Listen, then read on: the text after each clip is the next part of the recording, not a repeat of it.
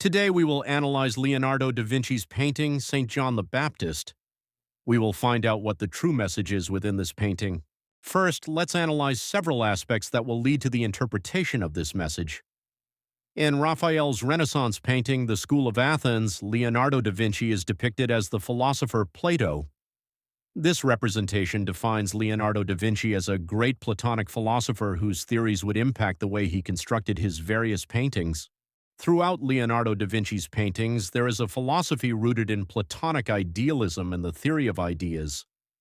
That is, there is a message based on senseless knowledge acquired through the senses, which is inferior and deceptive, and there is another message based on intelligible knowledge acquired through scientific, rational, and logical study, which is superior and allows us access to the being and essence of something, unlike appearance, which can deceive us.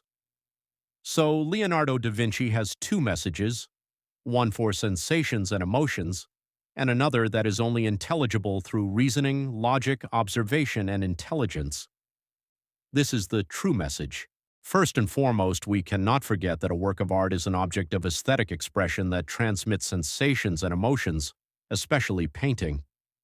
However, in the 20th century, Heidegger, a German philosopher, tells us that when interpreting works of art, it is necessary to unfold the artist's thought at the moment of creation. Thus, we must seek the true essence, carefully analyzing each detail of the production and asking the work what it is and how it is. But is it possible for the same work to transmit strong sensations and emotions and at the same time contain a strong philosophical, humanistic, critical, or historical thought about the society in which we live? For this is the mystery of Leonardo da Vinci's paintings. Quotes from Leonardo da Vinci. Painting is a mental thing. When you reach the end of this presentation, you will understand this phrase better. There are those who see, there are those who do not see, there are those who see when it is explained to them. Painting is made up of many small details, but it is not a detail in itself. The painting of St. John the Baptist. What is currently said about this painting? St. John the Baptist plays a crucial role as a prophet announcing the coming of Christ. The gesture of pointing to heaven is a clear symbol of his mission. It directs attention to the divine, preparing the way for salvation. The work captures this spiritual essence, suggesting that the path to redemption passes through the recognition of something superior and transcendent. Furthermore, the choice of St. John as a subject has profound connotations. He represents the ideal of sacrifice and purification, characteristics that in the Renaissance were associated with the ideals of morality and spiritual life. The introspective and almost subjective gaze of the saint is ambiguous, a trait that provokes in the observer an inner search for answers. This ambiguity has been interpreted by some scholars as a reflection on the dual nature of the human being, capable of both good and evil. Now we have accepted this view without any analysis or criticism. Let's analyze the painting below and see how Leonardo uses all these spiritual symbols to lead the viewer to sensations and emotions.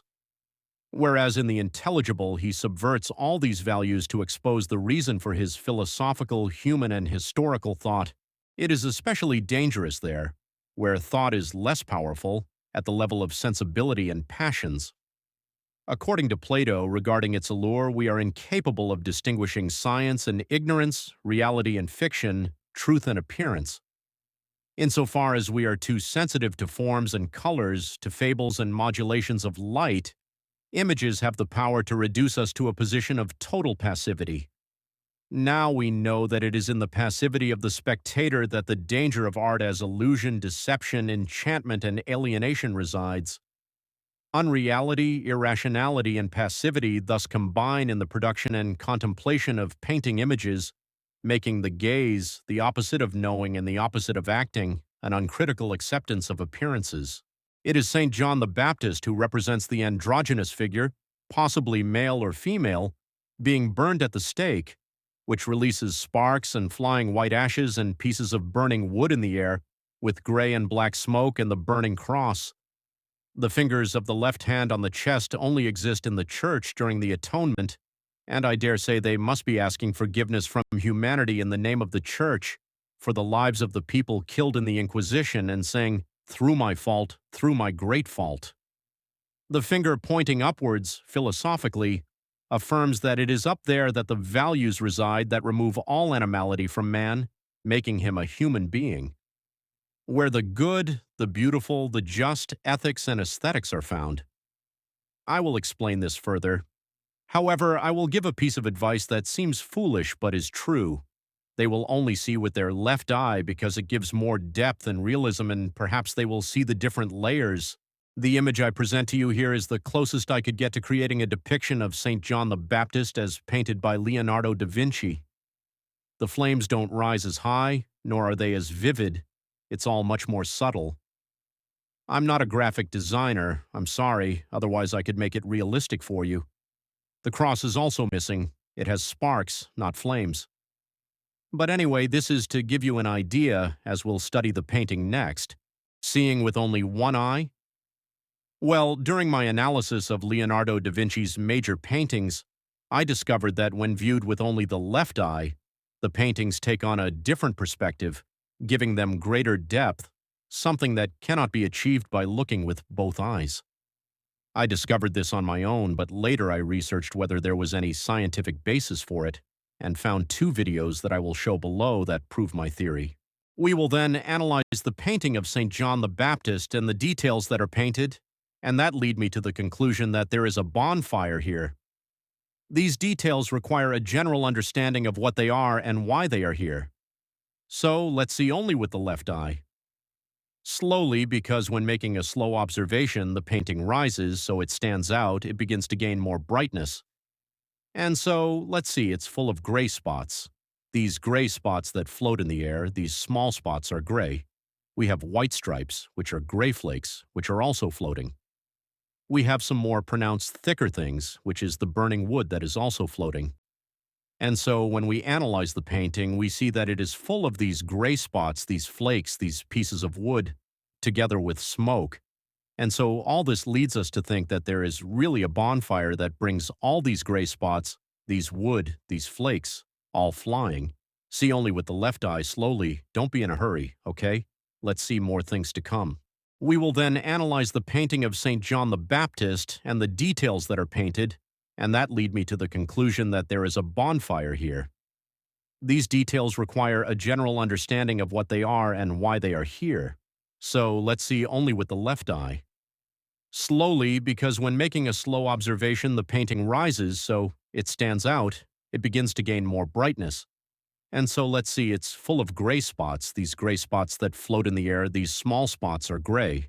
We have white stripes, which are gray flakes, which are also floating. We have some more pronounced thicker things, which is the burning wood that is also floating. And so when we analyze the painting, we see that it is full of these gray spots, these flakes, these pieces of wood, together with smoke. And so all this leads us to think that there is really a bonfire that brings all these gray spots, these wood, these flakes, all flying. See only with the left eye slowly, don't be in a hurry, okay? Let's see more things to come. Here we have another painting area that is full of these white and gray spots. They are the thousands from the middle of the painting upwards. All these dots appear. This burning wood is flying. These gray flakes are flying this all in 3 dimensions, so you should not put the foreground against the background because they don't exist. This is all aerial, it's all in the air, so this is a 3-dimensionality of a bonfire that the grays are occupying a 3-dimensional space. The flakes, and this part on the left, these cracks are upwards. This is smoke.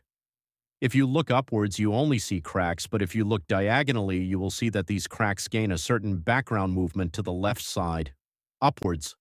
So if you look at all this in space and diagonally, you will see that all this goes only to the left side and upwards, so it's a bonfire that is down there. Take your time. Don't stop the video if you want, because this is really a bonfire. Here we have another area of painting where the same thing happens. So here on the right side, we have these spots which are smoke and a kind of fire that goes there. Full of these spots, there are thousands of spots. These white spots are the ashes that go to the air. The gray ones are the flakes, all accompanied by smoke and a kind of fire. Everything from the right to the left is rising. Therefore, all of this has a certain movement as well. This is a 3-dimensional space. You should not put the foreground against the background.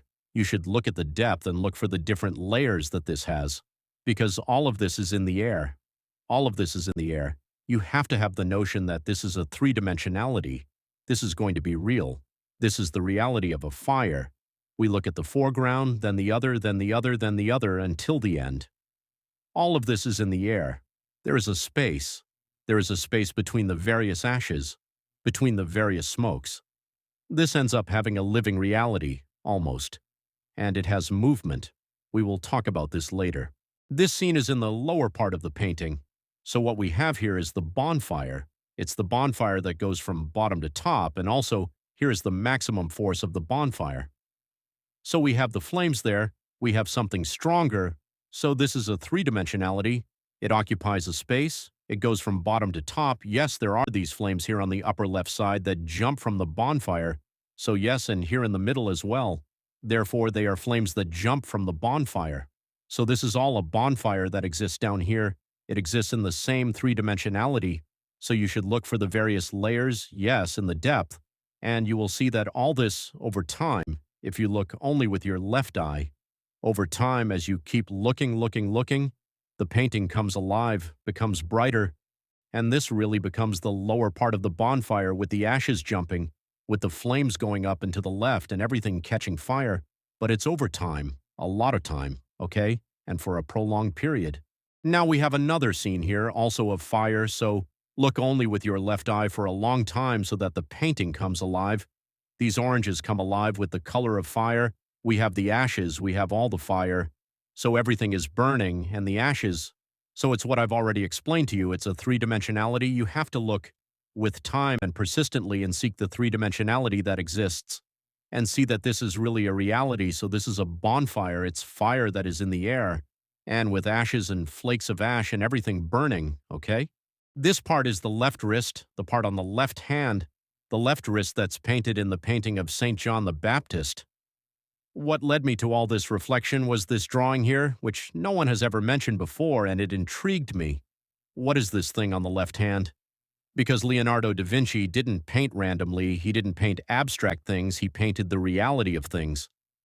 Therefore, on the left hand in the painting of St. John the Baptist is this drawing. I thought, wow, what could this be? What could this be? And so we'll see where that reflection led me. The thing is, nobody ever mentioned this situation, this drawing. They didn't mention it because nobody studied this painting in depth. Just because of that, if they hadn't actually seen it and questioned why he painted it, we'll see what it represents later on. Now we have here an enlargement of the area of the drawing that Leonardo painted on the left hand of the painting St. John the Baptist, and therefore, if it is painted on the left hand, and if I am aware that there is a bonfire, this can only lead me to the conclusion that the left wrist of St. John the Baptist is burnt flesh. The wrist is burned and there is still a small ember there, which is that part where I put the fire. There is still a small ember burning and the rest is ashes that go up there. We will analyze this situation better in a moment. Well, to make a comparison, I went online to find an image of burnt wood and compared it to the area Leonardo da Vinci painted with this drawing. And so, what I can observe, and it's not very difficult to verify, is that the idea is there. Therefore, in the burnt wood, all these polygons exist, and in the burnt flesh of St. John the Baptist, I can say that it doesn't shock me at all to say that it's identical to the burnt wood. So I'm almost absolutely certain that the drawing he made there is the burnt flesh of St. John the Baptist. Okay, this is the area of the painting where the torso of St. John the Baptist is located. Therefore, right after the bonfire, the torso of the figure of St. John the Baptist begins to appear, and therefore, looking only with your left eye, you can analyze, and at length, that these oranges are meant to appear vibrant, because only with time and only with your left eye can you see this. Therefore, all these oranges become vibrant just by looking at them, and you can see the three-dimensionality of the bonfire. Therefore, these flames go upwards and rotate his torso. Therefore, his torso is surrounded by bonfire from the foreground to the bottom. You have to slice through the various layers. Looking with your left eye and moving your head from side to side, it seems you can see behind the foreground where the second and third planes are. There is an area here. This is a space that goes from the first flames to the torso, and then the torso is being enveloped. Therefore, this also goes from right to left. We also have the ashes in the same direction. So there's a section in the middle that goes upwards, and on the left side we have some flames that are jumping out, which we'll analyze shortly. Now we have here an enlarged area where the flames rise from the bonfire into the air. Therefore, looking only with the left eye to make it clearer, I'm always saying the same thing, only with the left eye do these things become clearer. So what we are analyzing now is the part of the bonfire that surrounds the trunk, but on the left side. And in that part, these flames, these sparks, I don't know what to call them, but that's fire. That's fire that's there, and therefore it also jumps and rises. We'll analyze it better later. Now, in an attempt to make a comparison, I went online to find this image on the right, which also shows what I believe is happening here. It's a bonfire, and then there are those flames that jump out, and that's exactly what's on the left. There's also a part here with smoke and flames rising. There are these sparks that are identical to what's on the right. Here we have another area of the painting, where a piece of St. John the Baptist's right eye appears, and where a piece of his hair, from the lower part of his hair, is visible. So this entire area on the left side is rising fire and smoke, and all these little dots are ash, these little lines are flakes of ash, all going from right to left and upwards. And since Leonardo da Vinci wanted everything very realistic, we see in the iris of the eye the reflection of the flames that are in front of him. Therefore, the iris reflects the fire that is in front of him. So this has that three-dimensionality. I already said that you have to look at the left eye and try to divide these different layers and see that what is here on the left side is really fire. Therefore, the hair underneath is also on fire, and his iris really reflects the reality of what is happening in front of the eye.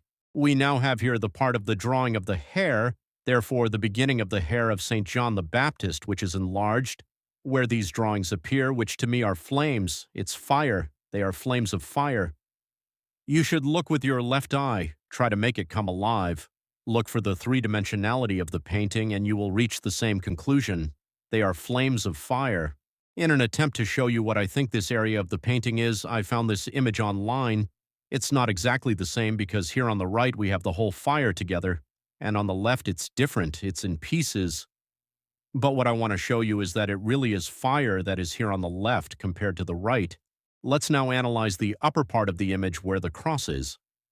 So what we have here are thousands and thousands of tiny dots, very small dots, all around the cross and from right to left, occupying this entire space.